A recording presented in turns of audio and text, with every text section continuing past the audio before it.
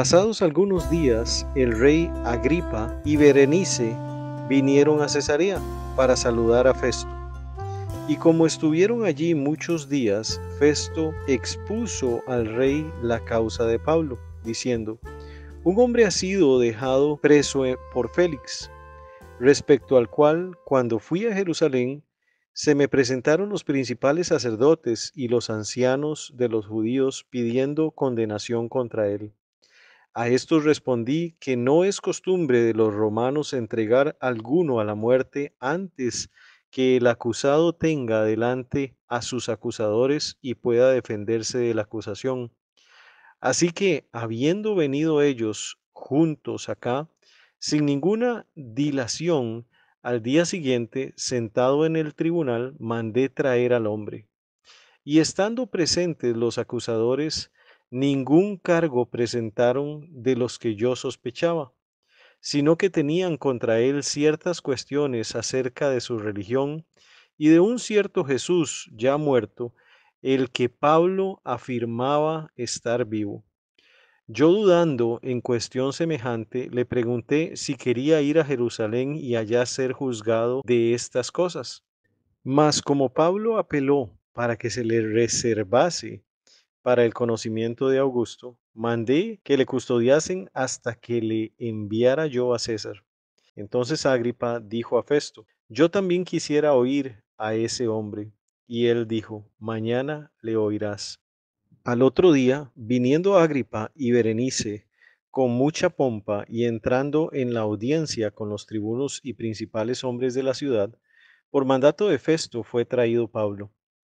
Entonces Festo dijo: Rey Agripa, y todos los varones que estáis aquí juntos con nosotros, aquí tenéis a este hombre, respecto del cual toda la multitud de los judíos me ha demandado en Jerusalén y aquí, dando voces que no debe vivir más.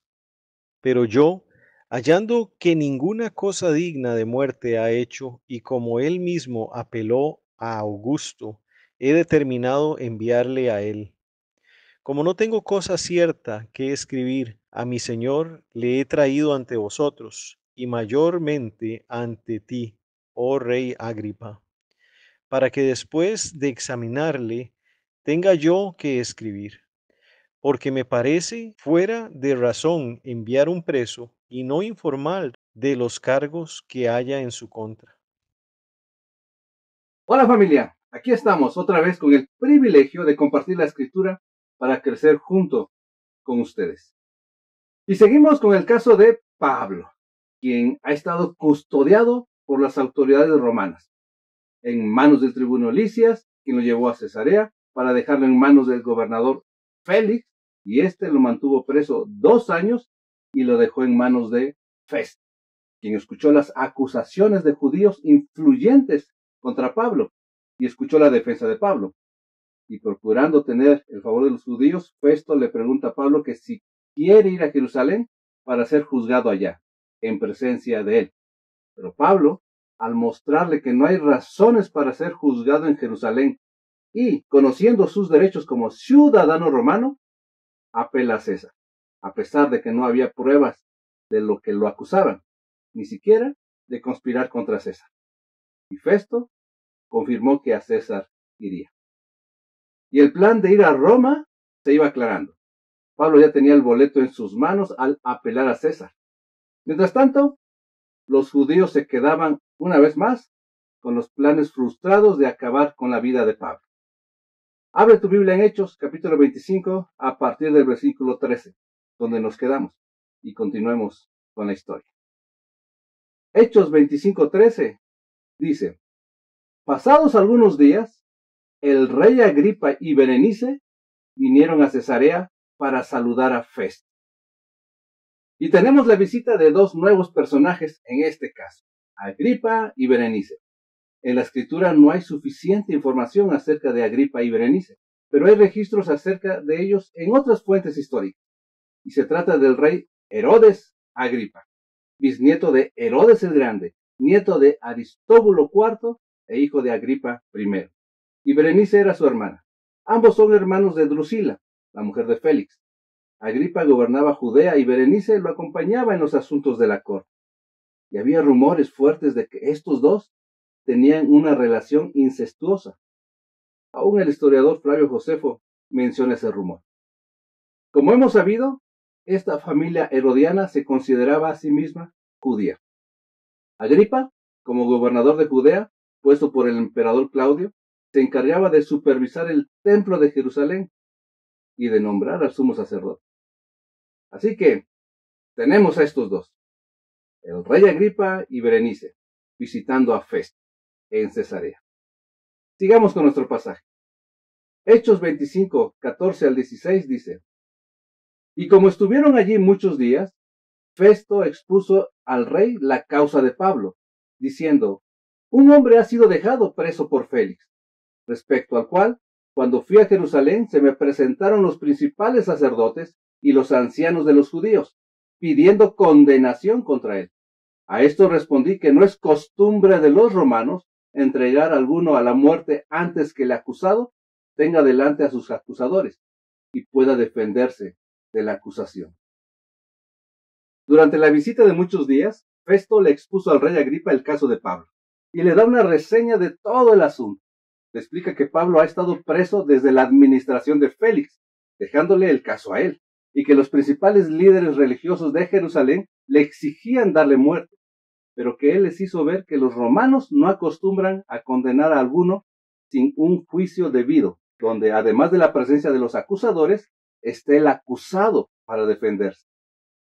Bien, una de las cosas que las autoridades romanas procuraban era guardar el orden para proteger los intereses del emperador y de los romanos. Pablo era ciudadano romano y Festo lo sabía, así que no podía condenarlo sin tener un juicio debido, conforme a la costumbre de los romanos. Pero es interesante que los reyes del mundo cuiden los intereses del mundo y de los que se sujeten al mundo. Pero en el reino de Dios, ¿quiénes son los que cuidan los intereses del rey y de los del reino? Noten lo que dijo Festo. No es costumbre de los romanos entregar a alguno a la muerte antes que el acusado tenga delante a sus acusadores y pueda defenderse de la acusación. Juicio justo. Cuando acusaban a Yeshua de sanar a un hombre en el día de reposo, dijo en Juan 7:24: No juzguéis según las apariencias, sino juzgad con justo juicio. Cuando tú escuchas a tu hermano, a tu amigo, al cercano a ti, acusando a alguno, te pone en una silla de juez y debes tener cuidado, pues solo estás escuchando la parte acusadora. Hasta ese punto solo tienes frente a ti apariencias y no se juzga según apariencia.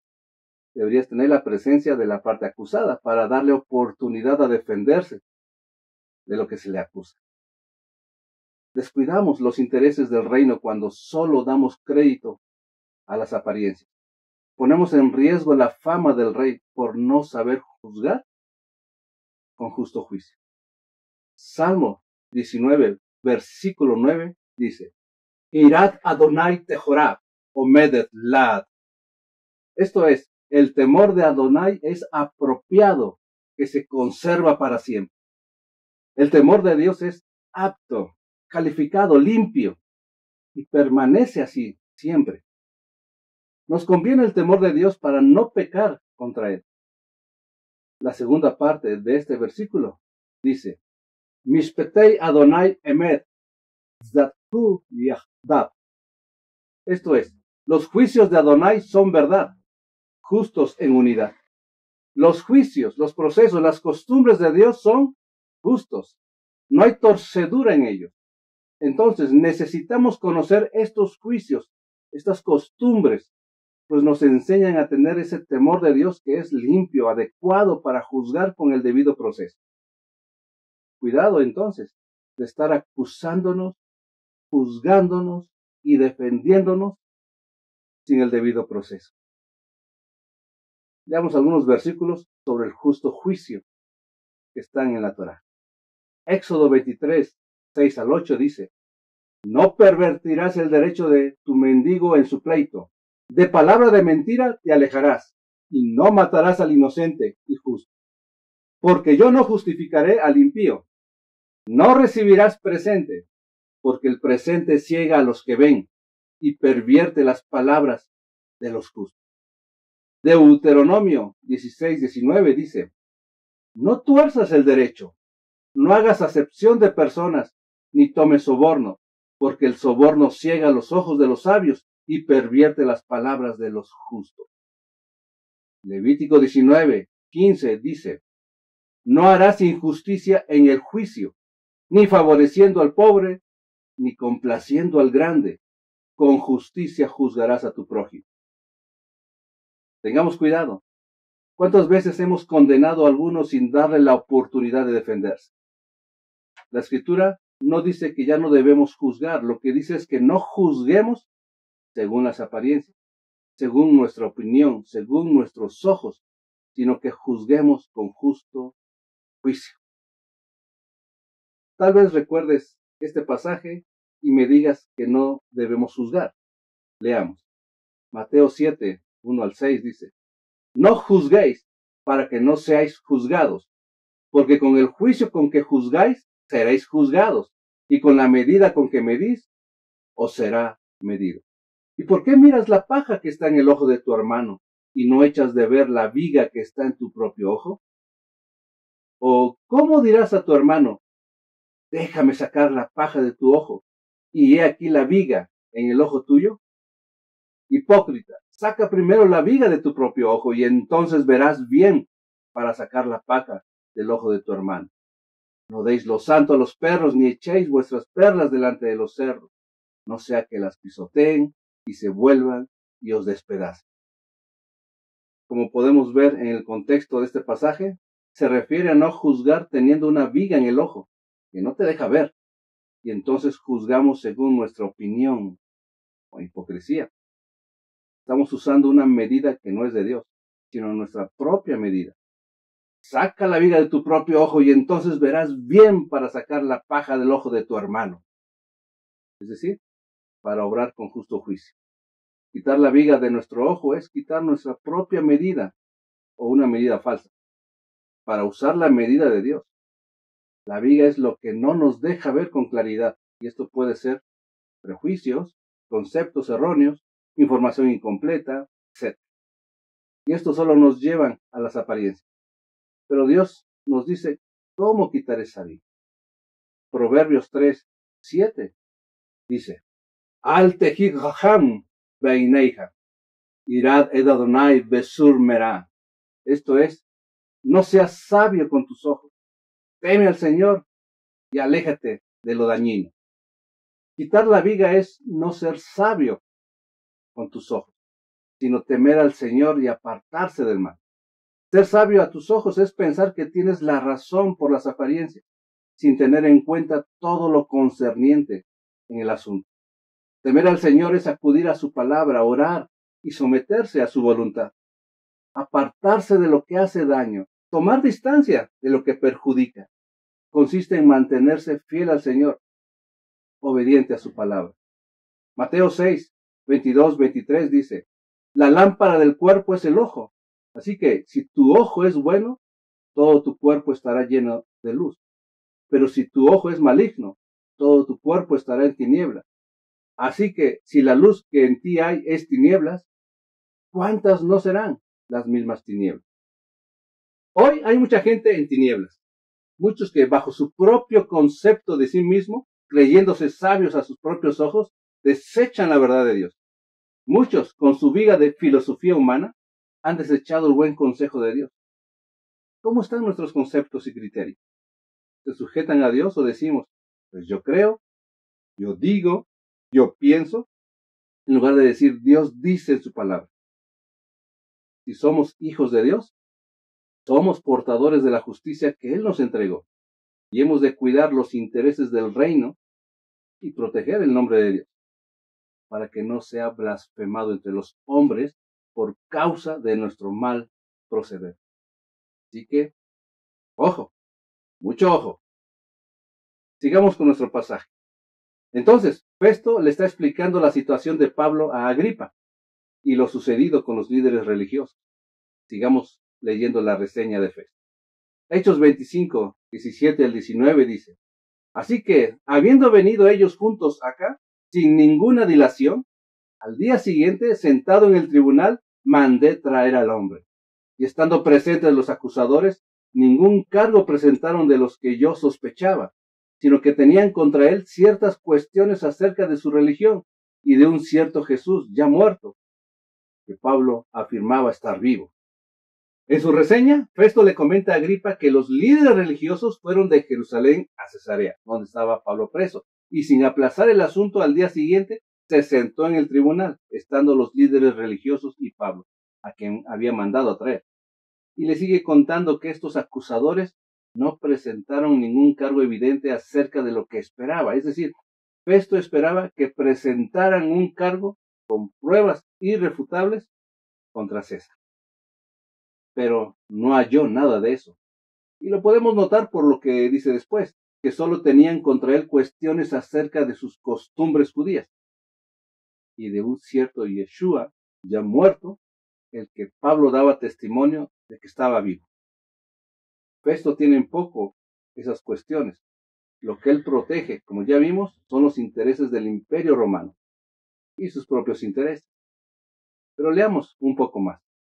Hechos 25, 20, 21 dice: Yo, dudando en cuestión semejante, le pregunté si quería ir a Jerusalén y allá ser juzgado de estas cosas. Mas como Pablo apeló para que se le reservase para el conocimiento de Augusto, mandé que le custodiasen hasta que le enviara yo a César.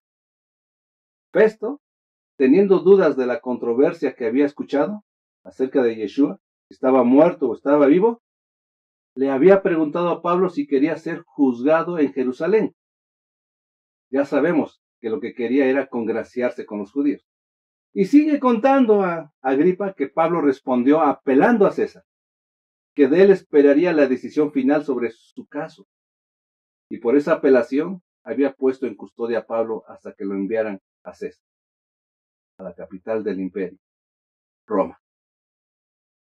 Vemos aún más cosas. Festo está protegiendo los intereses de César. Los religiosos están protegiendo sus costumbres, y ambos diciendo que Yeshua está muerto. Y Pablo está dando testimonio de la verdad, de que Yeshua está vivo, hablando de la resurrección y la esperanza que hay en Dios, protegiendo el testimonio de Yeshua. Salmo 119, versículo 46, dice: Ba'adabra ve'edoteja neged melachim veloebosh. Esto es, y anunciaré tus testimonios delante de los reyes y no seré confundido. Hablaré, proclamaré, anunciaré tus testimonios, sostendré tus testimonios en frente de los reyes, confrontando a los reyes con tu verdad, y no seré confundido, no seré avergonzado. Pablo está seguro de eso. En su segunda carta a Timoteo, Pablo le anima a permanecer firme en la fe, en la fidelidad de Dios, recordándole que Dios no nos ha dado espíritu de cobardía, sino de poder, amor y dominio propio. Veamos algo más acerca de lo que él escribió. Segunda de Timoteo 1, versículos 8 al 12 dice: Por tanto, no te avergüences de dar testimonio de nuestro Señor, ni de mí, preso suyo, sino participa de las aflicciones por el Evangelio según el poder de Dios, quien nos salvó y llamó con llamamiento santo, no conforme a nuestras obras, sino según el propósito suyo y la gracia que nos fue dada en Cristo Jesús antes de los tiempos de los siglos, pero que ahora ha sido manifestada por la aparición de nuestro Señor Jesucristo, el cual quitó la muerte y sacó a la luz la vida y la inmortalidad por el Evangelio, del cual yo fui constituido predicador, apóstol y maestro de los gentiles. Por lo cual, asimismo, padezco esto, pero no me avergüenzo, porque yo sé a quién he creído, y estoy seguro que es poderoso para guardar mi depósito para aquel día. Pablo no se avergonzaba de anunciar el testimonio del Señor, sabía a quién había creído, estaba seguro del poder de Dios. Pero anunciar el testimonio de Dios, proclamar el buen mensaje de que Yeshua está vivo y que solo en él hay perdón de pecados, salvación y vida eterna, es participar de las aflicciones del sistema de este mundo. Pues este trata de eliminar a todos los que confiesen el nombre de Yeshua. Quiere tapar las bocas de los portadores de la verdad, porque atenta contra sus intereses. Por causa de la muerte y resurrección de Yeshua, hombres de Dios están en juicio todo el tiempo, en el tribunal de este mundo, presos en calumnias, chismes, rencores, por causa de la justicia. Pero los hombres de Dios saben en quién han creído y están seguros de que Él es poderoso para guardar lo que le han confiado para aquel día. Han depositado su esperanza en Él. Sigamos leyendo. Hechos 25, versículos 22 y 23 dice: Entonces Agripa dijo a Festo: Yo también quisiera oír a este hombre. Y él le dijo: Mañana le oirás. Al otro día, viniendo Agripa y Berenice con mucha pompa y entrando en la audiencia con los tribunos y principales hombres de la ciudad, por mandato de Festo, fue traído Pablo. Agripa, el rey de Judea, en ese momento quiere oír a Pablo. Tendrá la oportunidad de oír la verdad. Y Festo le dice: Mañana le oirás. El siguiente día se presenta Agripa con Berenice y con mucha gente importante, jefes militares y autoridades de Cesarea. Y Pablo es llevado al tribunal delante de ellos, por mandato de Festo. En cada juicio que Pablo ha tenido, desde que lo arrestaron en Jerusalén, más de 2 años antes, ha dado testimonio de la verdad delante de los judíos y gentiles.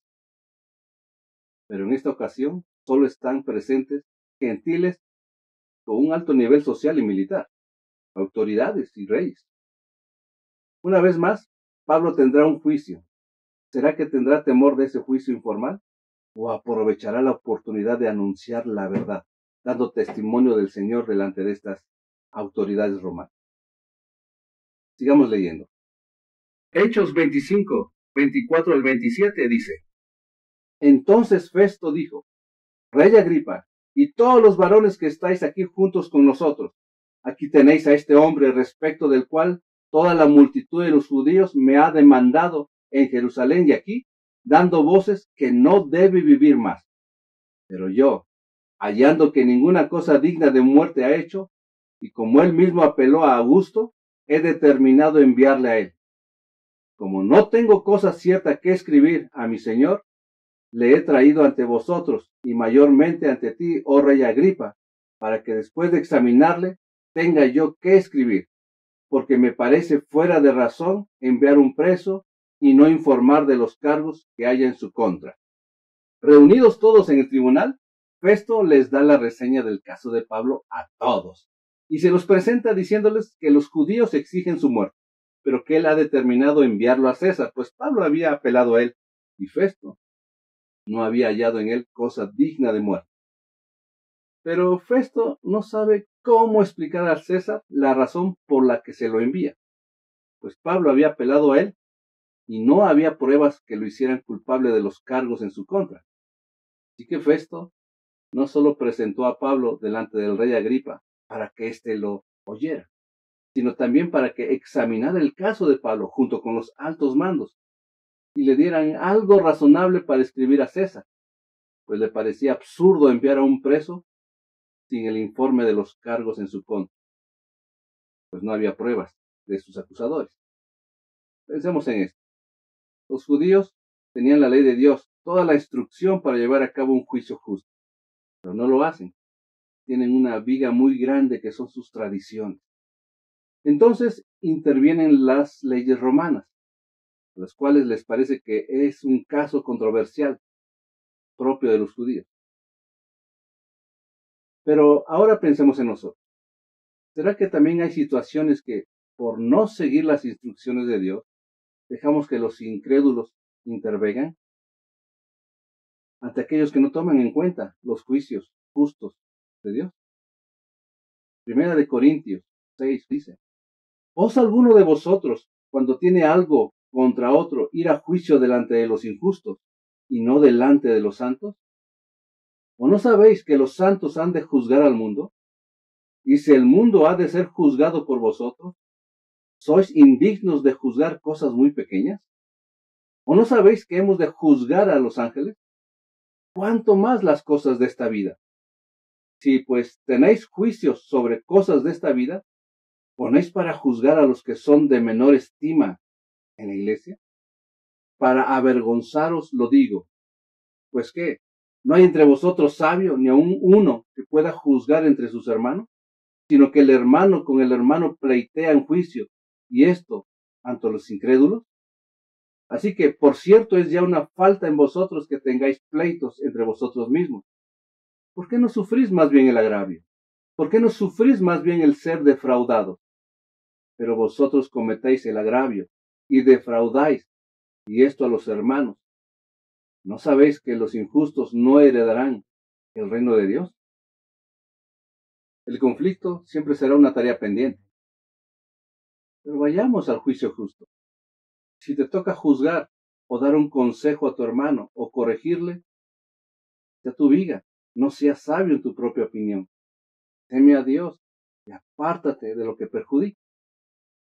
Apocalipsis 24 dice, y vi tronos y se sentaron sobre ellos los que recibieron facultad de juzgar. Hermano, la facultad de juzgar se recibe y las instrucciones para hacer justo juicio están en la Torá, en la palabra de Dios. Escudriñemos y meditemos en la escritura para usar la sabiduría de lo alto y no ser sabios a nuestros ojos. Por causa de la verdad estamos expuestos a cualquier juicio justo o injusto, formal o informal. Así que procuremos mantener una buena conciencia, sabiendo en quién hemos creído. Y no tengamos temor de anunciar la verdad en medio de cualquier juicio. Vamos ahora. Bendito eres tú, Señor, y hacedor de lo bueno. Bendito tú que nos has dado tus mandamientos, los que nos ayudan a ser buenos, pues tu palabra nos dice que seamos como tú, imitadores de Yeshua, para hacer lo bueno. Nos has llamado a ser un pueblo grande y santo, pero también nos has llamado a ser un pueblo justo. Y nos has hecho portadores de tu justicia para ejercitarnos en ella con el fin de engrandecer tu nombre, porque digno eres tú de ser exaltado. Y tu pueblo te lo debe. Te pedimos que tu temor esté en nosotros para alejarnos de lo que perjudica, para no ser sabios según nuestra opinión. Y concédenos, pues, un corazón sabio para hacer el bien y juzgar con justo juicio, sin condenar a nadie. Si hemos hecho mal y si hemos andado indebidamente, júzganos tú, y en tu misericordia defiéndenos, y reincorpóranos a lo que es bueno para ayudar al que necesita la bondad de tus mandamientos, y podamos mostrar así que Yeshua es el Señor, y que en Él hay salvación y vida eterna. Y ayúdanos a mantener una conciencia en orden y buena, para hablar la verdad sin temor al juicio de los hombres, y para que sepan que hay Dios justo en la tierra. Pues nosotros sabemos en quién hemos creído. Gracias, Señor, por la palabra de hoy. Que tu bendición sea sobre cada uno de nosotros, y a ti sean la gloria y el honor, en el nombre de Yeshua. Amén. Bendiciones, hermanos.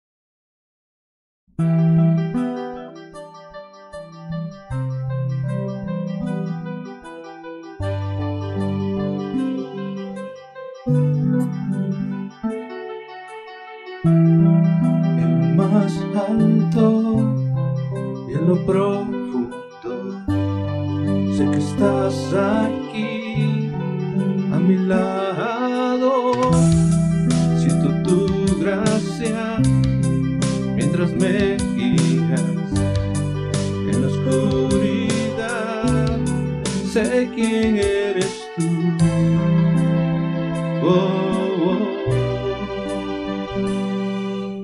Dios soberano, yo sé que sobre todo eres grande. Tu amor por mí nunca fallará. A los que en ti confían no defraudarán.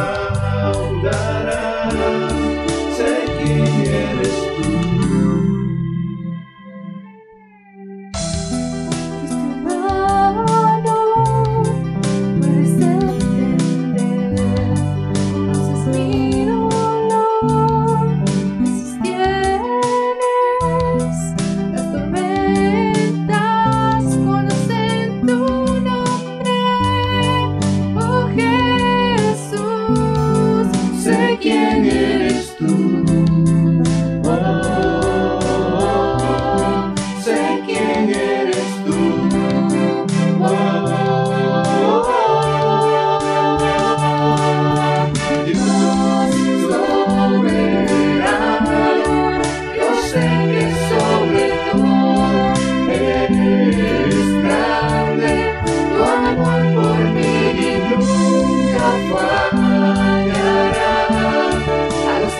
confían no defraudarás.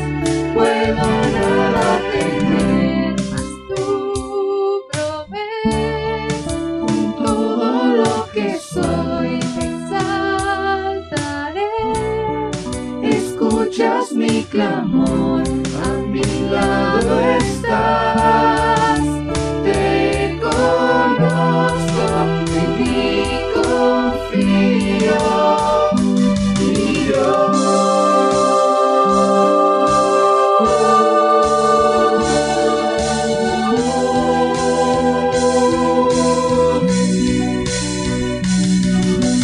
Dios soberano, yo sé que sobre todo eres grande.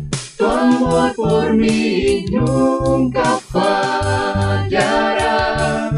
A los que en ti confían no defraudará. Dios soberano, yo sé que sobre todo